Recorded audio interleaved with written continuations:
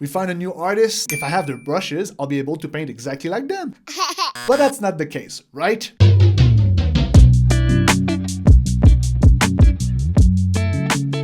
Hi guys, my name is David Béliveau. Welcome back to the channel. I am the lead instructor at Paintable, and on this video, I'll be talking about 5 mistakes every digital artist out there has done at least once in their life, mistakes that stops you from progressing as an artist, and I'll show you the easy fix to them. Alright, common mistake number 1 is to overuse the soft round brush. Now that's the brush that has a soft edge that basically allows you to create easier gradients or blending. Now you'll know you're doing this mistake when you're going to look at your painting and you're going to start looking a little bit blurry or a little bit deformed, because basically what the soft round brush does really well is to create smooth gradient, but it doesn't really help you to create hard edges. And hard edges are actually really important for you to be able to describe the form of anything that you're painting. And so the easy fix for this one is to not use too much the soft round brush when you're actually painting, but to use a little bit more the hard edge brush, because that brush will help you to create those hard edges that are needed to describe the form. Alright, mistake number 2 is actually also have to do with rendering, and it's to use the default smudge tool from Photoshop. But in Photoshop, when you use the smudge tool as a default brush, it's going to just push the pixels, which doesn't look good at all. What you need to do actually to fix this, it's pretty easy, is just to modify your brush by adding a little bit of scattering in it. Let me show you how you do this. Alright, so right now I have the smudge tool selected. It's that finger tool right there. And if you see right now, I have the hard edge brush, normal brush, that basically if I were to paint with it, it would look like this. It's just a brush that paints from transparency to opaque, nothing special. But if I use the same brush to actually smudge, it's not going to work perfectly. Matter of fact, it's just going to push pixels. And as you can see right here, it's not blending, it's only kind of pushing. So to create a smudge tool that actually can blend, you just have to modify this brush a little bit. So what you need to do is to go over Window and then choose Brush Settings. And no matter your software, Photoshop or whatever, you should have the same kind of settings in your brush settings. And then you want to go to the scattering. You want to make sure that this is cush. Then you want to add a little bit of scattering, not too much. Then you want to make sure that your transfer is on pen pressure, and then there's some transfer added to it. And finally, I'm going to make sure that there's a little bit more space between each of the stems. Now, if you have an example of your brush, it should look kind of like this. We'll close this, and now I have a tool that's actually going to blend instead of pushing pixels. Woohoo! And that's it. All you have to do is to add some scattering to your brushes to create amazing tools to be able to render and blend. So go have a try with your favorite brush and let me know in the comment, how do you like it? Alright, mistake number 3 is shading with black. Now, this is a common mistake that we pretty much all have done at least once, but the problem with that is that once you add black to your colors, it's going to desaturate them completely. And so the fix for this is a little complicated, but really is the only way to learn. And it's to learn light theory and color theory. By learning those two things, you'll be able to learn how colors actually interact in the real world and how shadows and light create those beautiful color scheme that you see in real life. With that being said, learning light theory and color theory takes a lot of time, so I came up with an easy trick or fix to help you to create better coloring and better shading on your illustration.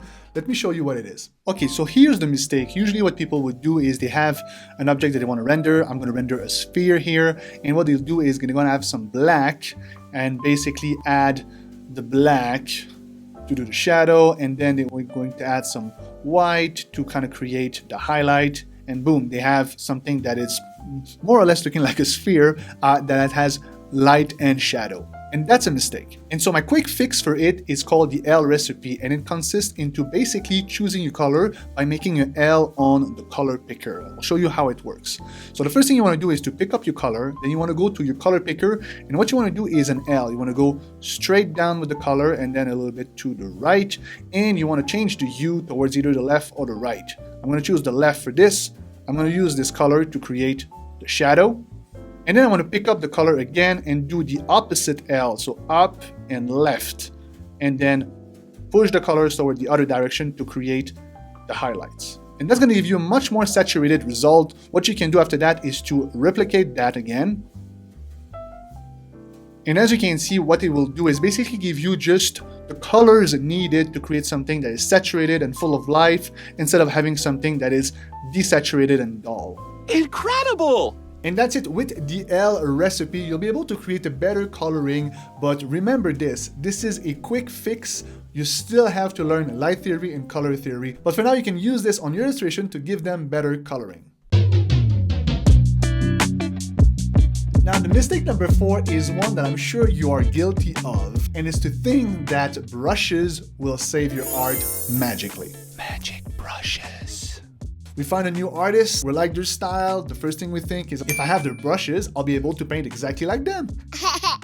But that's not the case, right? Usually what happens is you download the brushes, you start trying them on, and you realize it doesn't look at all like the art of that artist. And then you just give up and you just stack them somewhere because collecting brushes is kind of addictive. You need to actually try to collect tutorials, classes, mentorships, see if that artist has a community to help you. Brushes without technique are just tools, right? The techniques, that's what you should focus on. So the first thing that you should think about when you're seeing an artist is, how can I see his technique? How can I see his step-by-step process? Is there any video? Look for YouTubes, look for classes, look for all those things that will teach you their techniques, and then go and try to download their brushes. You might see better result at that point. But just downloading brushes, that's not gonna work. Mistake number 5 is a mistake that we all do. I still do. I have to remind myself constantly to not do it, and it's to zoom too close of my art. Yes, as digital artists, we have that amazing tool that allows us to zoom as much as we want. 100, 200, 300, 1000%, until you see pixels on your screen, basically. And that's where the problem is, actually. You don't want to be able to paint pixels. What you want to do is to actually zoom out, because what's more important than tiny details made with pixels is the readability of your image.